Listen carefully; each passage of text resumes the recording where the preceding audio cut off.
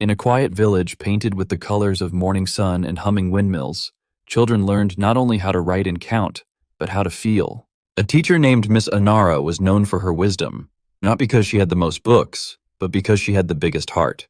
Miss Anara's classroom was small. The windows were stuck, but the room glowed with something that didn't need fixing: warmth. One morning, the clouds outside Miss Anara's classroom were still deciding whether to rain or shine.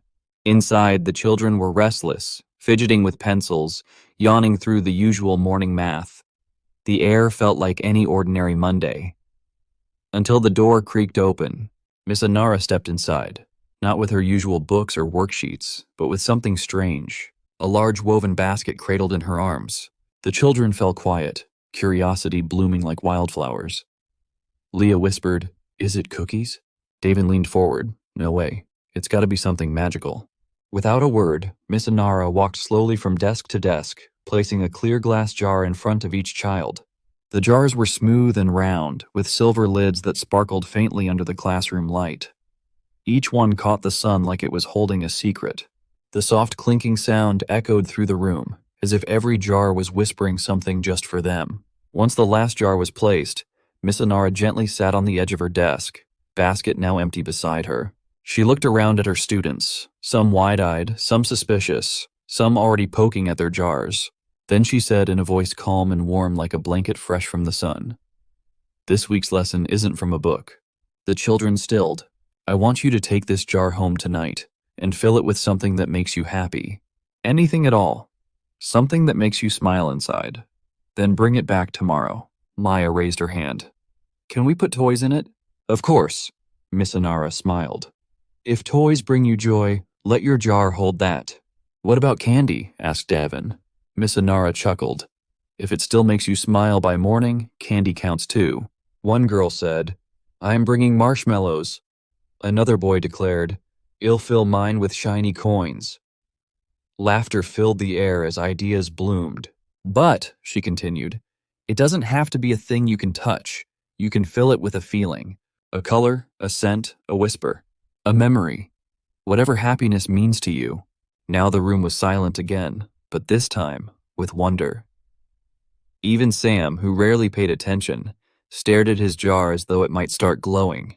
Miss Anara stood, her hands resting gently on the sides of her skirt. "Tomorrow," she said, "we'll open our jars and see what happiness looks like to each of you."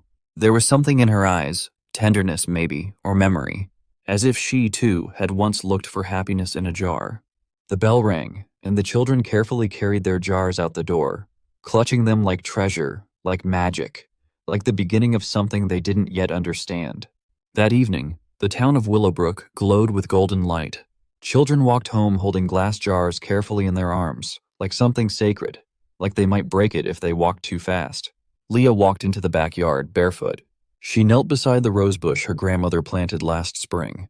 She closed her eyes and breathed in deeply, and the scent wrapped around her like a warm hug. She clipped one small rosebud. Then from the bookshelf, she took a Polaroid of her and her grandma baking cookies, both faces dusted in flour and laughter. She placed both carefully in the jar. "Smells and smiles," she whispered. "That's enough." On the other side, Davin tore through his toy box like a hurricane. Too big, too boring, too noisy. "Aha!" He held up a tiny green race car with a chipped wheel. "Lucky," he grinned. He raced it once across the kitchen floor, then dropped it into his jar like a king placing treasure into a vault. He added a small chocolate coin and a guitar pick from his brother. "Fast, sweet and loud," he said. "That's happy." Maya sat cross-legged in her room, her watercolor set spread across the floor. She looked at her jar and whispered, "How do I catch color?" She dipped her brush into the blue, swirled it into the purple, painted a tiny cloud on a strip of paper, then another and another, some pink, some orange, some gold. Each cloud, a memory, each hue, a feeling. She gently rolled them up and slipped them into her jar. "This is what my heart looks like when it's not afraid," she said to no one. Laughter spilled through windows and down dirt roads. But in one small cottage, Juno sat on the floor with his empty jar. He looked around. There were no toys, no siblings, no pets. His father was a quiet carpenter. His mother, a nurse, is always on night shift. They weren't poor, but their life was plain. Juno stepped outside into the night air. The stars blinked gently like they knew him. He held the jar in both hands, closed his eyes, and just breathed. He noticed how the cool air filled his chest. He felt his heart beating, calm, alive. And in that moment, something clicked. He smiled. Then carefully, he sealed the lid shut, still empty to the eye, but full to him. That night, every jar sat quietly beside every bed, each one holding a secret, a feeling, a hope. The children slept differently, not heavier, not lighter. The next morning, the classroom was transformed. Jars stood proudly on each desk, sparkling with color and life. And then, there was Juno's jar. It was empty, crystal clear. The other kids stared. Then the whispers started. Did he forget? Did he not understand the homework? Maybe. He doesn't have anything that makes him happy? Juno heard it all. But he stayed calm. His face, curious and kind, watched the sunlight pass through the glass. Miss Anara stepped to the front of the class and smiled. I see so many beautiful jars, she said. Let's hear what you've brought. Child after child stood up and explained their treasures. Finally, it was Juno's turn. He stood slowly, held up the jar. It's filled with air, he said simply. A small ripple of laughter moved through the room. But Juno continued. I thought about my favorite toy, my dog, or candy. But then, I just sat quietly and listened. I heard birds, I felt the sun on my skin, and I took a deep breath. He paused, and in that moment I was happy. Just breathing, just being here. I don't need things in this jar to feel that. The room went still. Miss Anara's eyes softened. Juno, thank you. What a beautiful answer. You reminded us of something easy to forget. Sometimes the happiest people don't have the most things. They just notice the most. Years passed. The children grew into adults. Jobs, weddings, losses, wins. Life unfolded, as it always does. Some became doctors, farmers, artists.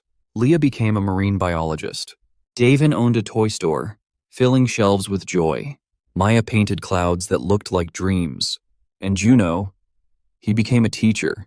He lived in a small house with plants, old books, and that same clear jar on the windowsill. And whenever life grew too loud, too heavy, Juno would sit beside the jar, close his eyes, breathe deep and smile. He always carried that same empty jar like a quiet reminder. Sometimes he'd tell his students, the happiest people aren't the ones who have the most. They're the ones who notice what they already have. Once at a community gathering, an old friend asked him, Juno, how do you stay so peaceful? You face just as much hardship as anyone else. Juno looked up at the sky, then down at his jar. I don't stay happy because life is easy, he said. I stay happy because I never forget. This jar is never truly empty. As long as I can breathe, I still have something beautiful. And every so often, when he visited Miss Anara, now old, her hair like silver silk, they would sit quietly on the porch, breathing the same soft air. No words needed. Just joy, simple, quiet, real. From this story, I have learned that happiness isn't found in what you collect. It's found in what you notice.